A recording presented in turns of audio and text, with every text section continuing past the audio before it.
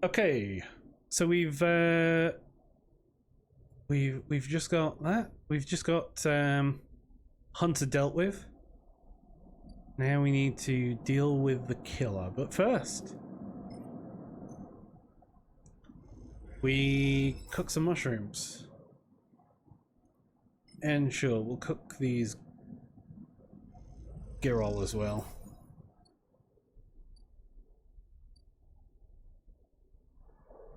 And let's head up here. Bliss's Bay will fire off.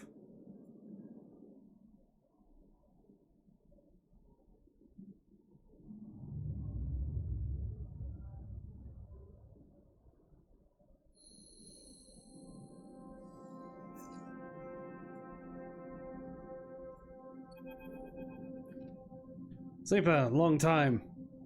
Moritz is smiling at you. When you leave, clearly happy to see you again. Moritz, good to see you. Same. He rubs his hands on his jacket. How you been? Working hard? I bet. Well, you're always welcome to hang around at the bay if you want. Actually, that's what I'm here about. I know Bliss said she didn't want to take any more big jobs, but she changed her mind or something. Because now we have someone looking for a refit of the ship in our bay. You would not believe it. They want their entire ship disarmed, cutting out defense arrays, weapon lockers, ship countermeasures, the whole lot. We'll be able to start an arms dealership with the hardware we'll have in there when we're done. Anyway, it's a massive job and we need some hands. Bliss said to go get you. So, coming up. Bliss is waiting for you to accept the job. We get to have you there again, grins. Like old times.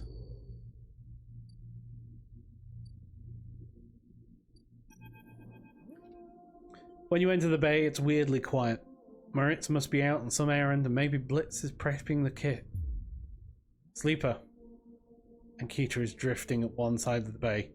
You missed her completely when you came in. The idea of not seeing Ankita when you entered the room would have seemed unlikely to you several cycles ago. But seeing her without her armor, she seems smaller, less imposing. Ankita. She nods and kicks off from the wall, drifting closer. So what is this? She asks. Come to avenge Aston or his sleeper, or just looking for another payout? Her anger is familiar but quieter than before, restrained. I don't want to fight. Then why are you here? She looks away. You can tell her anger isn't directed at you in particular. It radiates off her like fire. You better be ready to sign, comes a shout from the bay entrance, because I've got my best repair tech coming up here, especially, and they're going to... Bliss guides in and suddenly stops herself when she sees you and Ankita standing off. A sleeper, you're already here. Miss Cassetta, this is the tech I was telling you about. The best on the hut. She stops, looking between the two of you. Wait, do you know each other? We work together. You and Ankita look at each other. We work together. Bliss squints at you before continuing. Bliss produces a slate. Now, Miss Cassetta, if you'd like to sign a damage waiver here, it looks like it's start decommissioning. My tech here is eager to get started, as am I. Ankita scrawls her signature across the slate. Thank you. And everything is okay with the special payment terms we discussed? She gives Ankita a strange smile. All fine, says Ankita, giving you another hard look. She then she kicks off and drifts to the entrance. I'll be in the gimbal, she says, and leaves. Special payment terms? Look, Sleeper, there's something I have to tell you. What's she so nervous about? This isn't exactly a typical job. Miss Cassetta, Ankita, doesn't have the chits to pay us, so we've made a special arrangement. He sighs. I'm leaving. Leaving? Keep it down, I haven't told Moritz yet. I'm just waiting to break it to him. Don't you tell him either. She stares hard at you. I'll tell him when I'm ready. I don't want him getting worried about Ankita's history. He can be very protective. I've noticed. Look, all I care is that she's heading for the Starwood Belt. That's where I'm headed. Also, I wanted to ask if you'd like to come with us. I would. I know things have been hard on you on the Eye. You helped me so much. I asked Ankita if she'd carry two of us, and she said yes. Moritz will take over the bay anyway, although if you stay, you're welcome to help him run it. I just thought you might be in need of a fresh start as much as I am. Think about it anyway. The berth is there. We've got to finish the job first anyway. And with that, she kicks away and heads to the racks before you can offer an answer. Moments later, Moritz enters with a new cutting torch for the disarming of the ambergris. The Starwood Belt. Push your thoughts to the back of the mind. Time to get to work. So I've got a couple of different ways off, it seems. Right, Ankita wants it all out. Weapons, countermeasures, torpedoes. It'd be a risky job if you didn't know Amber so well. So yeah. Let's get to work.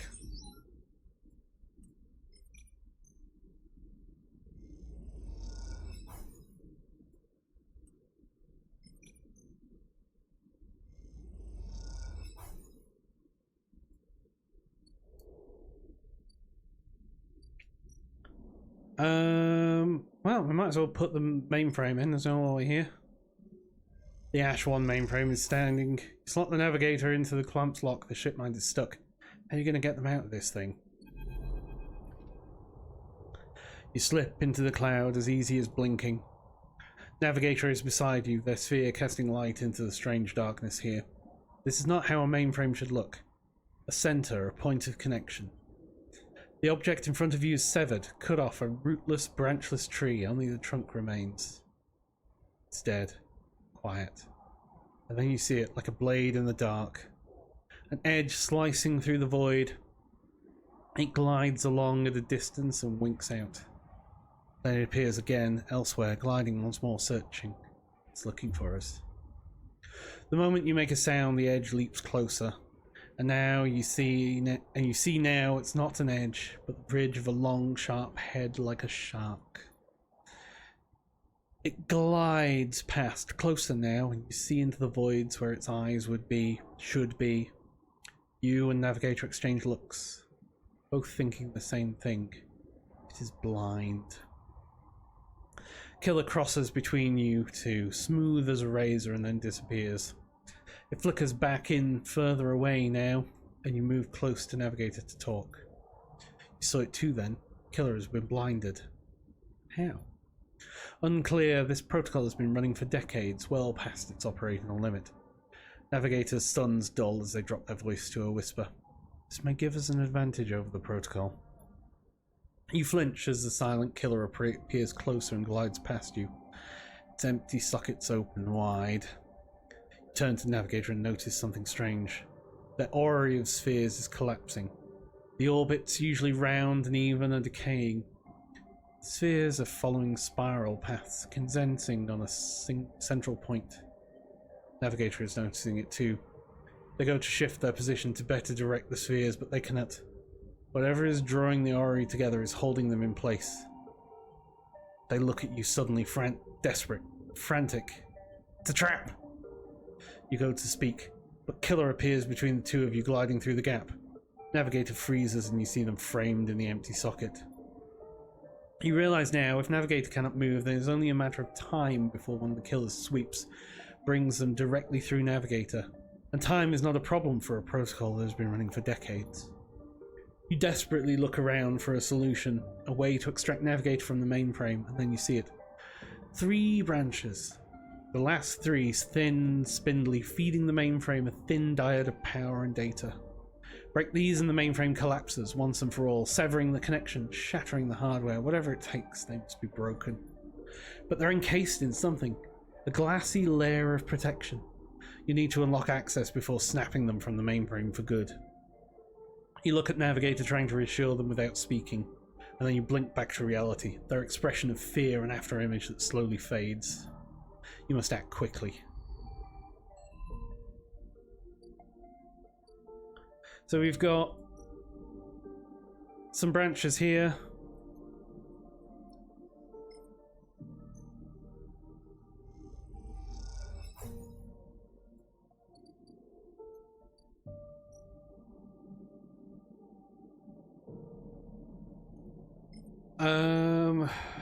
I mean, that feels painful. But we sort of need the condition.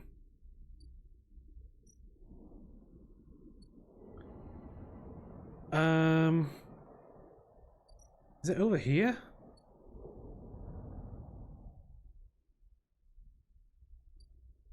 It's Feng. When you enter the service dock, Feng is already set up, crouched among stacks of equipment. He's leaning over a terminal bathed in a blue glow. He looks totally at home.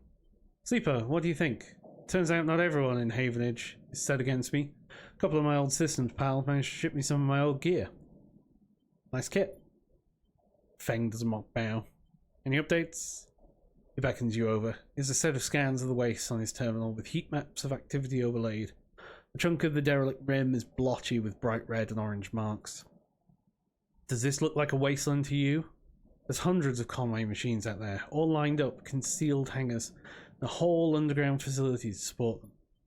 Hardin's got a crew out there putting them together. They must have shipped them in piece by piece through the shipyard, ready for assembly out there. They're planning something. No one needs hundreds of heavy-duty reclamation drones to run this kind of operation. Maybe Hardin masked this whole thing as an effort to clean up waste. There's no way this is about pulling scrap off the eye. And why is Conway in the mix? Bet no one in Havenage knows another corporation has set them up on the station. They aren't stupid either. These scans are the best info I can get. The waste are cut off from the eye's cloud of networks, and the Greenway is a total dark zone. No data can come in or out. You can try. No use, you need to enter the cloud, and there's no cloud to speak of. So I'm going to pay them a visit. You forget, Havenage come in and out of there all cycle. I should be able to get in. As long as no one I know sees me. I need you on the outside to help disable security systems and cut me a pathway through. There's no cloud access, but if I can get inside, I can open up the nodes in their network and we can work in tandem. It's a massive facility, buried deep down there. Miles of corridor and ventways wrapped around cargo bays and hangars. So it'll take more than a few cycles to work through it. As long as you can keep them off my back, I know I can rip out what we need out of there. He pulls a handful of ripper worms from his pocket and hands them to you. These are the last of my little helpers I managed to salvage, so make them count. I modified them slightly. This time they'll feed data threads back into the system that they're tunneling into, creating a nasty little feedback loop. Run it just like we did with the agents. Hack the nodes, I ping to locate the ports, then slot the worms in, let them go to town. Here's the entryway. This is where you can get access and slot the first worm. They'll fry the perimeter systems and get me past the first cordon. What I need from you is to keep your eyes on the facility after you kick things off. You see me pop up on the security system with server bank, you need to break in and slot a ripper to disable it as soon as I can. Miss the system, you wait too long, they're going to find me. Simple as that. I need you focused on this one, so I'm going to let you fire the starting gun. I won't go until you slot that first worm. I'll leave a track of running on the terminal here, so come back here if you want to see my progress. Got it. Don't worry, you can run rings around the protocols, I've seen it. It's all in place. You just need to make your own preparations and slot that worm. Just don't wait too long, I'm getting bored of all this sneaking around. Once I'm inside, I'll get the proof we need to end this whole thing. No matter what. Can't take longer than 6 cycles on this thing, remember that. Oh, and one last thing. If I get caught, or you can't reach me, or we run out of time, there's one thing I need you to do. You take whatever I've managed to pull at that point, all the data, and slot that stuff straight into the relay I've set up here. And repurpose the dock's SOS broadcast system to beam out whatever you put in. Anyone with a terminal, a slate, or a server on the eye will see it. That means Havenage, Yatagan, the hub, everyone. No matter what, Hardin isn't snaking away this time. Got a bit more to do here, but the moment you slot the first worm, I'll make my move. The nerves hit you as you make your way out of the service dock. Time to prepare yourself.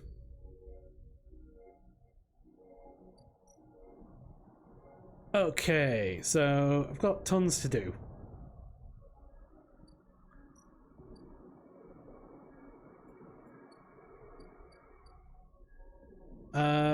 When are you here? So much to do, so much to see. Right, sure, let's feed that. God, there's another active scene? Where the bloody hell is this one? Ah, Lemon, now what? The crowds have already gathered by the time you get to the shipyard and you recognise faces among them. People who've worked alongside on the shed reel. Intervening cycles have turned their excitement to anxiety, and a few of them smile at you. Instead, the nervous energy of the crowd fills the space, creating a feedback loop of growing tension. You pick out Lem and Mina and work your way over to them, pushing through the crowd. He silently raises his eyebrows at you, his anxiety obvious, but Mina flashes you a huge smile unaware of the tension.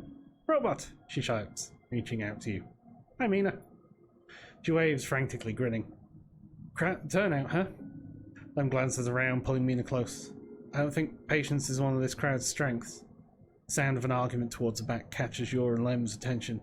Putting it lightly, this place seems set to explode. This isn't good. Lem doesn't dare answer, but the look in his eyes suggests he agrees. "This is Asta Enghart of the Celis Foundation." The announcement echoes from the speakers at the shipyard's entrance, and shouts of "Quiet!" rapidly follow. "I'm sorry I can't be there to meet all you, and thank you on behalf of Sandre Celis for the work you've done on the Sidereal Horizon." Most of the crowd strains to see Asta's face, but the small display shows only a ghostly white figure, smudged and unclear. "Sandre wanted me to pass on her personal thanks for your commitment to and belief in the Celis Foundation's mission. We chose the Eye for this project because we know that we would find like-minded individuals here, especially among the ranks of the venerable Havenage Association. Unlike most of the Corps, we neither believe Erlen's Eye to be a threat or a rogue state, but instead an embryo for the formation of a new decentralized social structure. One where each citizen might be the master of their own destiny." A ripple of impatience runs through the crowd. They didn't come here for a sermon. "You are all pioneers, just like those core citizens who the Sidereal Horizon will carry, in cryosleep to the planet that will become the Foundation's first frontier world, Celis 1. At the mention of the destination world, excited conversations break out among the workers. There, our citizens will be able to create their own innovative bottom-up economic order aligned with the principles set down by Sandre Celis herself. Freedom, resilience, and self-sustenance. This is all thanks to your tireless efforts in the Havenage Yards. As a reward for those efforts, you may know that we are offering a select group the opportunity to join the caretakers of this vision. The staff of the Sidereal Horizon will maintain this vessel during its multi-decade transit through interstellar space." And turns to you with his eyes bright. "This is it. This draw has been performed at random by the central AIs of the Foundation, and is final and binding. Please note, only licensed contractors of the Foundation are eligible for this draw. I know you have all been eagerly awaiting this day, and without further delay I will now read the Celis identification numbers of those chosen for this great honor." A murmur runs through the crowd. "Celis identification numbers? Licensed contractors? You've never even heard the term mentioned. Is this something you were supposed to be assigned?" You glance at Lem, but his eyes are fixed forward, wide and shimmering. All around you, people are speaking in hushed tones, like a rising wave. Asta starts reading out sequences of numbers and letters, and panic begins to set in. No one seems to know what is happening. Somewhere near the front of the crowd, someone shouts in celebration, and everyone pushes forward. "Lem?" You turn to see Lem still staring forward. Mina is scared now as the shouts start. "Daddy?" Someone throws something at the entrance and it rattles against the shipyard doors. You see for the first time Havenage security stood on either side, scared, arguing between themselves. You feel the anger rising in the crowd. Try to leave. You start pushing backwards through the crowd and folds past you, filling the gap you left. You look back and Lem is still staring forward, transfixed. You lurch back through the crowd, shoving angry workers aside, and grab Lem by his arm. Lem blinks rapidly and turns towards you. He opens and closes his mouth and looks down at Mina. He sees the fear in her eyes and understands. It's time to go. You lead Lem and Mina out, shoving people aside. As you do, you hear the sound of scuffles emerging at the front of the crowd, metal canisters bouncing off the shipyard walls. You keep your head down and walk away, the sound of Asta reading off the ciphers echoing above the chaos like some strange mantra. When you turn to Lem, there are tear tracks running down his cheeks, and Mina is sniffing into his jacket. You feel the sadness rising in you too. They screwed you. Screwed all of you. You were never even on the list. Feeling as unpleasant as it is familiar. You stare ahead into the tunnel as the security sirens sound out a signal for the coming violence.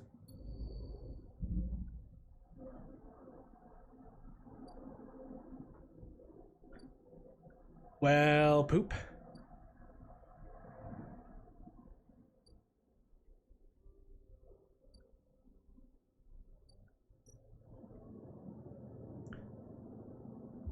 Sleeper, gone find work. Lem. I wonder if you can even make it onto the Sidriel Horizon.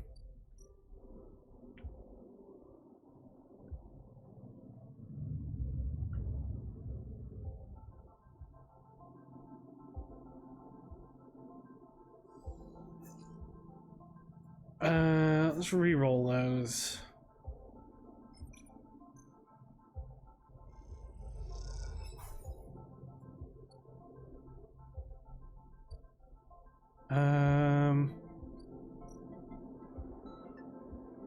Yeah, let's get some.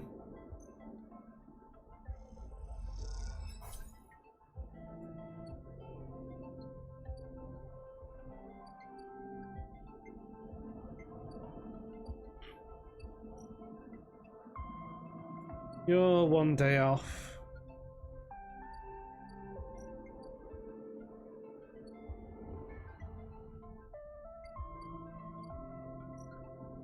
Precious ambergris.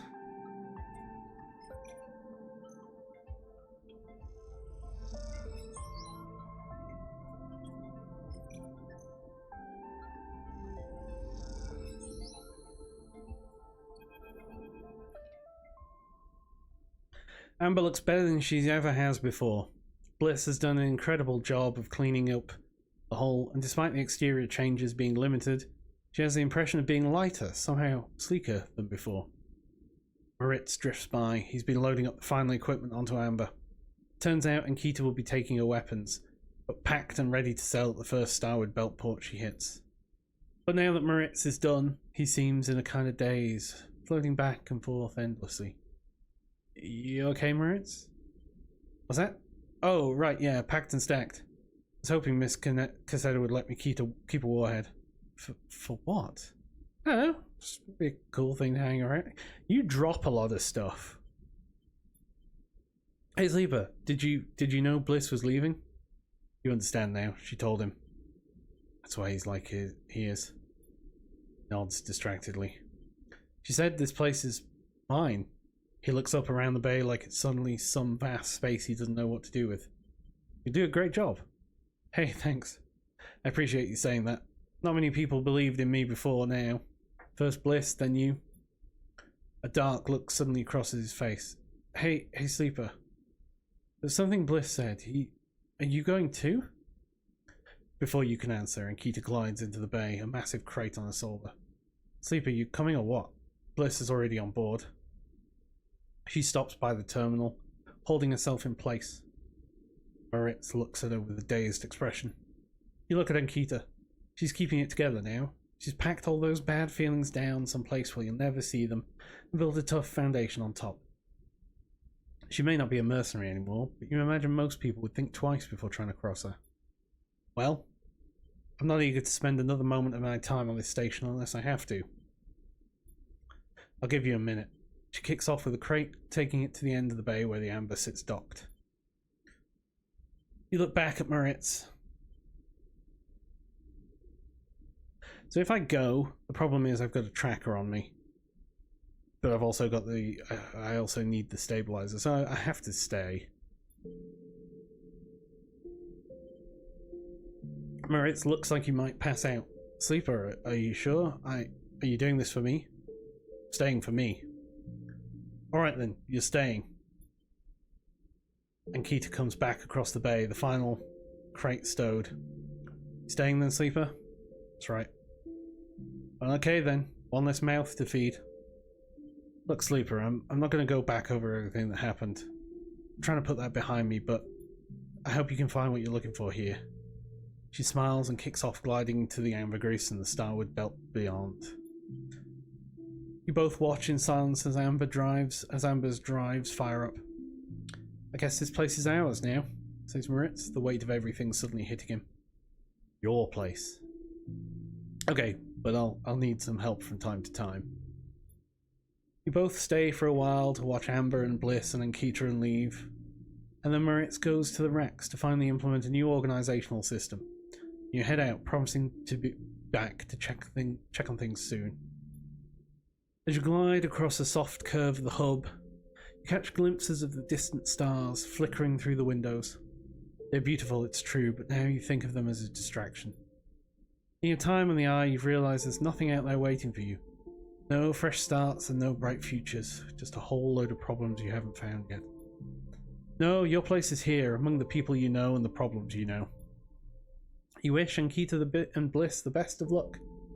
But as you do, you focus on the Eye, the vast, spinning rim that rotates around its hub, on its buildings and flashing lights, on its people and places. This is your home now, for it contains all the futures you need.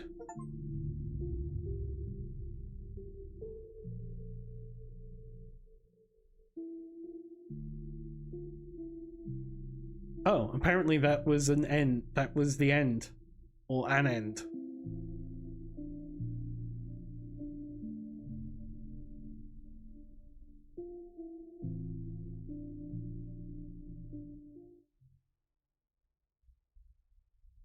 But we've got to continue. We still have things to do. Things!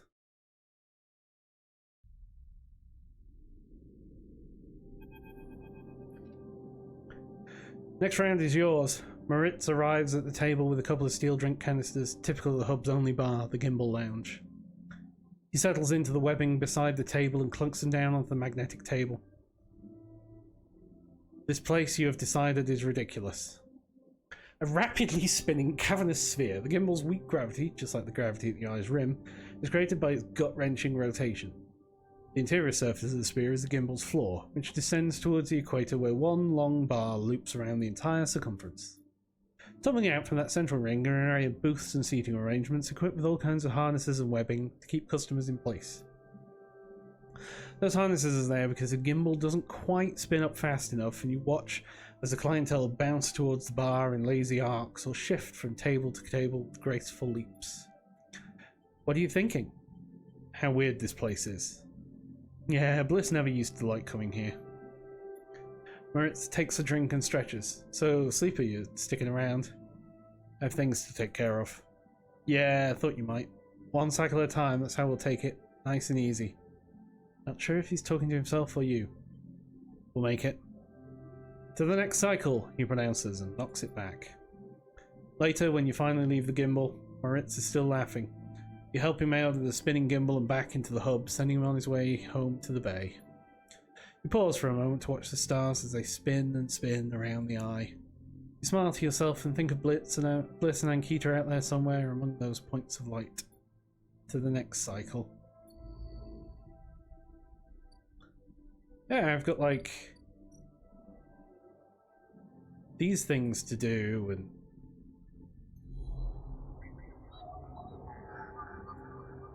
keys to get.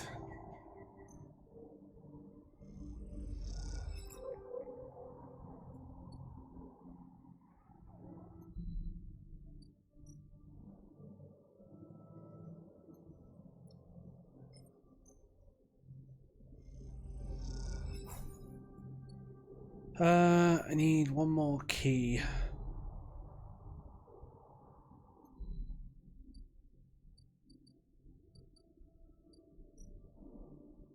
Let's head down.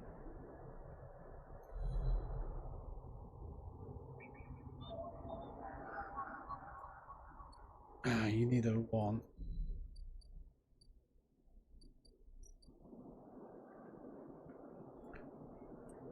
Sure, let's patrol the block.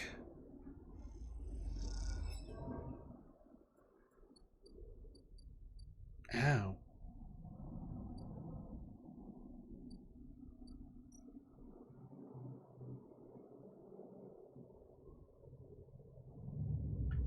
Fine, end the cycle.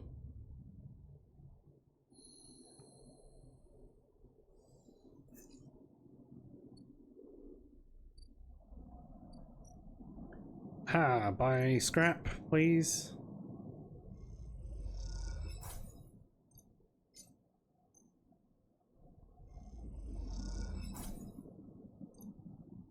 No, not a ship mind.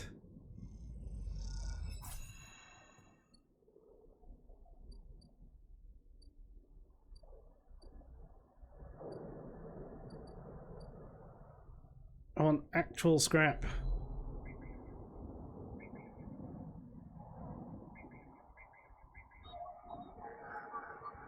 And there, I guess, is the last key node.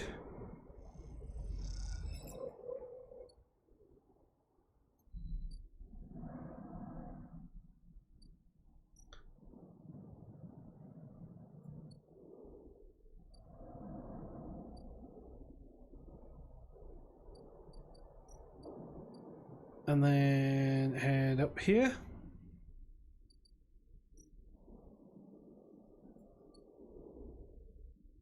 I think it's 3. Nope, it's 2.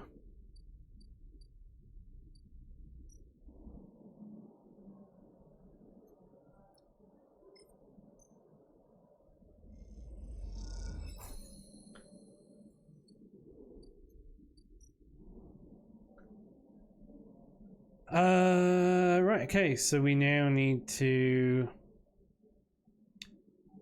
forget hacking the system. Killer has to die. If you can slice the branch connections, the mainframe will shut down, freeing Navigator. Or loop branches.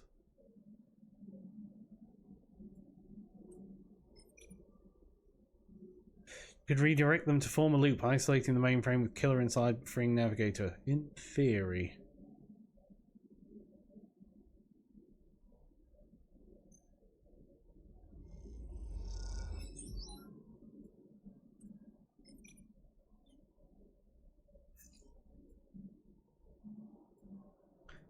Those are terrible options, so we're just gonna not.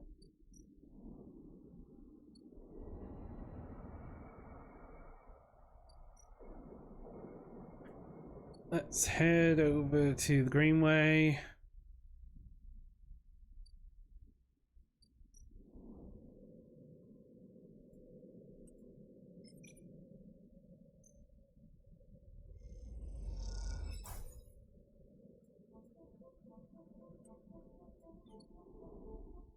Okay, we got a bit of scrap there. 2 upgrade points. I don't particularly care about getting hard to kill, so I'm just gonna keep hold of it. That's gonna go into sunbathing.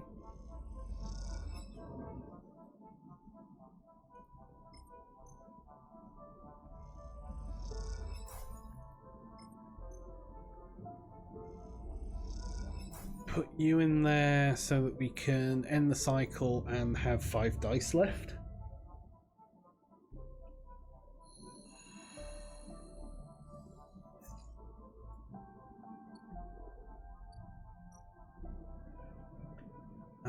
Let's buy a meal at Gimbal Lounge.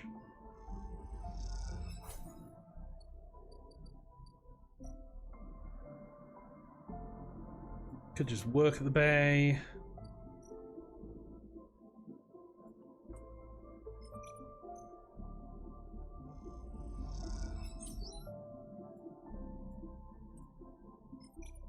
And then this should do it.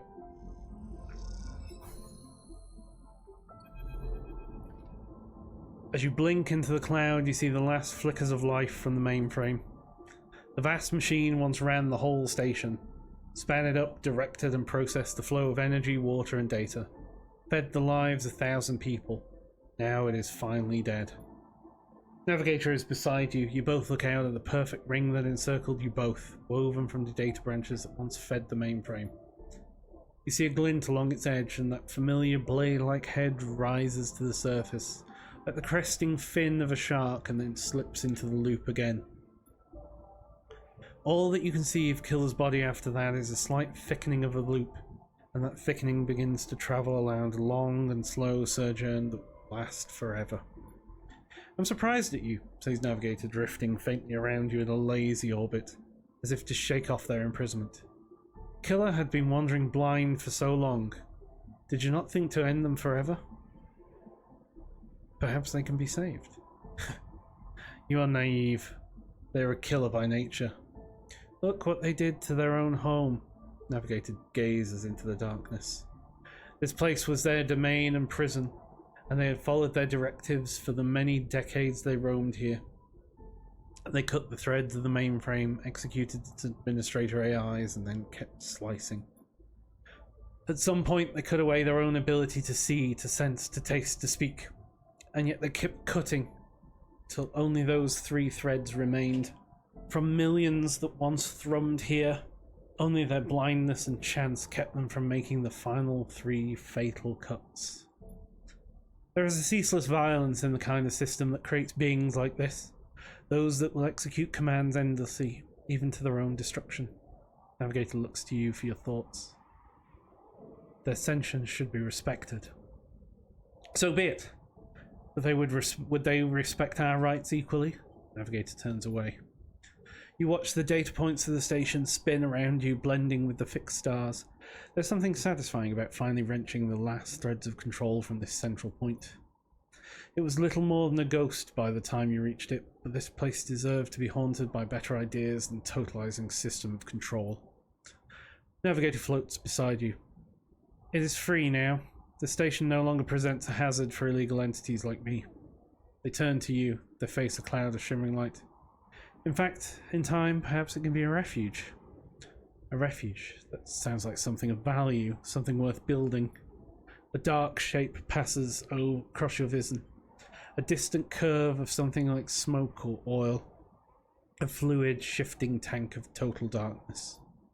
The Greenway, says Navigator, following your line of sight. It was cut off at the moment of the collapse, so hunter or killer could never reach it. Now it is closed off to us, separated from the cloud. The system is inside it. It may be totally dark, or perhaps some other old protocols are isolated there. And now we've seen what decades of isolation can do to a protocol. If we could extract and exit this cipher... You freeze, shocked, but a moment later they reappear with a glowing polygon of data. Here, the cipher you need. You take it, still shocked. I'm not used to being free, to being able to move and explore and extract without fear, without limits. This will take some getting used to.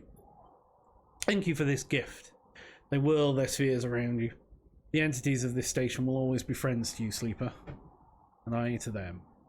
It is true that mutual need is required for friendship, but I must admit I had not considered the value of offering assistance without personal gain. I'll think on that. Navigator loops around you rapidly, suddenly eager to test their newfound freedom. But first I will explore. Perhaps there are old intelligences that hid themselves as I did, encased in simple systems, cut off. I should like to free them. And with that, they drift away, flickering, glowing, then shifting so rapidly you lose sight of them among the glittering rim of the eye. You feel a pang of jealousy. Free without a body to weigh you down or fear to limit you. How must it feel? Your eyes fall on the Greenway and its secrets. Though perhaps that can wait until after you've celebrated this victory. Another upgrade point. Let us finally take a +2 in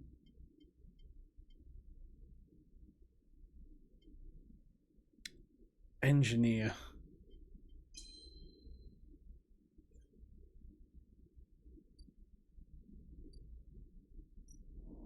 Oh, and the Sidril's here. Scout the dock. Sidril is being loaded and prepped. Among all the commotion, is it possible to find a way on board?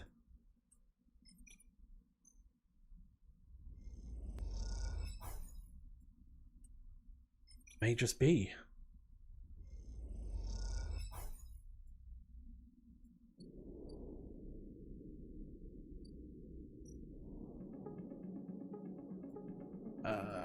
I want to go and get some more scrap.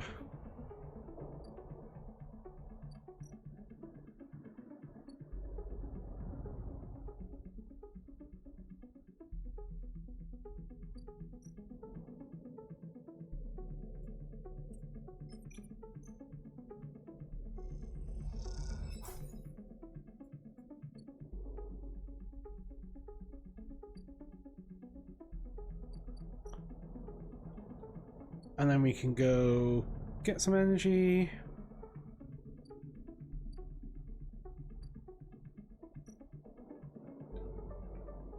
Can't do anything for Castor's table.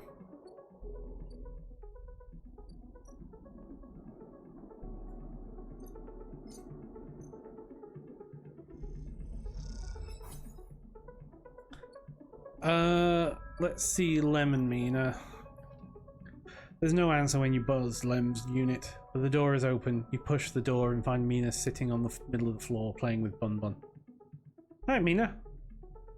Where's Lem? Mina doesn't respond. She walks Bun Bun across the floor, quietly narrating to herself. You look around the unit. It's a mess. Dishes and glasses on the side, some of Mina's clothes piled up in a corner. Mina is sitting by a bag which is spilled out across the floor. The drawing slate cracked and dark. Tidy up. You start with the kitchen units, piling up the dishes in the auto wash and wiping them down. You pile the clothes up next, folding them neatly.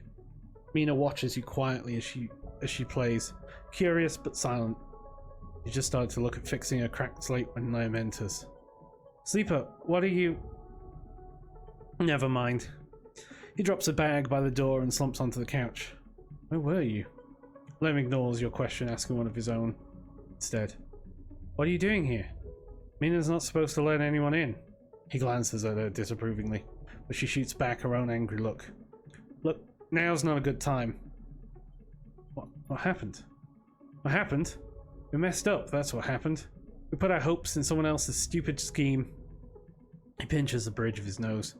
You understand they never ever put us on the list, right? I've been all around the rim looking for work and I've run into more than a few from the crews. Turns out, only long-time Havenage members were issued those Celis ID numbers. They never planned to consider us. Havenage said they didn't know didn't know that was what they were going to do. Havenage say they didn't know that was what they were going to use to make the draw, and who knows, maybe Celis pulled the wool over their eyes. But what does it matter? All those hours in the yard for a hand-to-mouth wage and nothing else. He slams his hand down on the sofa. Can't be it. Well, it is. They're moving the Sidriel up to the hub now, you know. That's where it'll depart from. They're bringing a ship with all their cryosleep pioneers and transferring them up there in microgravity before loading the crew. We could sneak aboard. You think they're just going to let people on board? The security they'll have has to be impossible. Look, we'll be fine. We always have been. I just need a little time. We had our hearts set on that trip is all. What if I got you on board? I miss you all these past few cycles. I miss that optimism. Lem strokes Mina's hair. Look, you want to go up to the hub and ask around, be my guest. I can't get up there with Mina down here, and I'm sure the Sidriel will bring a crowd. But be careful. This kind of thing always attracts scammers and thieves. If you find a way on board, you take it. You need help to get there? Ask me. But for now, me and Mina here are sticking to the eye. I'll find a way for us all. Lem smiles but doesn't say anything. You stand to leave, but Mina grabs your hand, eager to give you one more smile. Then you're out, back into the walkways of the low end, thinking already of plans to make this right. But that seems like a good place to leave it for that episode.